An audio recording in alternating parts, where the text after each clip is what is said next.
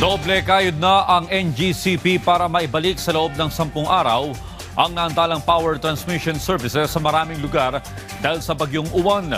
Yan ang ulat ni Harley Valbuena.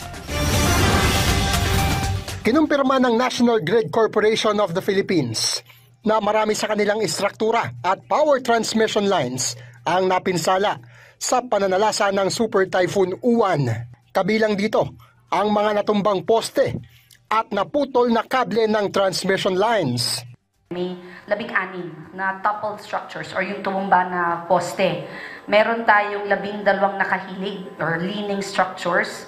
Tapos may 26 na ibang facilities na cut conductors or naputol yung kable o di kaya may nakasampang vegetation o puno. No? Sa ngayon ay marami pa ring power transmission lines ang unavailable.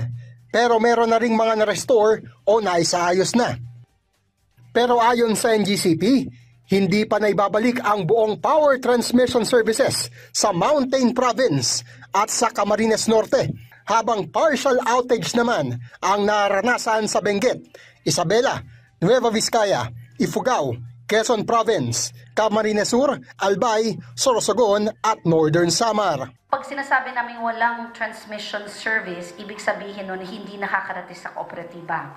Pag sinasabi namin partial, hindi ibig sabihin nun na may kuryente na yung ibang lugar kasi posibleng may lugar na may transmission service pero hindi pa handa ang kooperatiba. No? Kaugnay dito, nagbigay na ang Department of Energy ng 10 araw na palugit sa NGCP para ma-restore o maibalik ang lahat ng nasira at naantalang power transmission services. Samantala, inanunsyo rin ng NGCP ang pagtaas ng transmission rates ngayong Nobyembre mula sa 1 pesos and 39 centavos per kilowatt hour noong nakaraang buwan. Tataas ito sa 1 pesos and 51 centavos o katumbas ng 7.91% increase. Ang isang customer na kumokonsumo ng 200 kilowatt hour na kuryente kada buwan ay magkakaroon ng 302 pesos na average transmission rate sa kanilang bill. The increase in rates generally is due to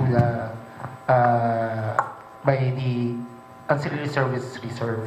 The increase is due to the high prices on the reserve market. Harley Valbuena para sa Pambansang TV sa Bagong Pilipinas.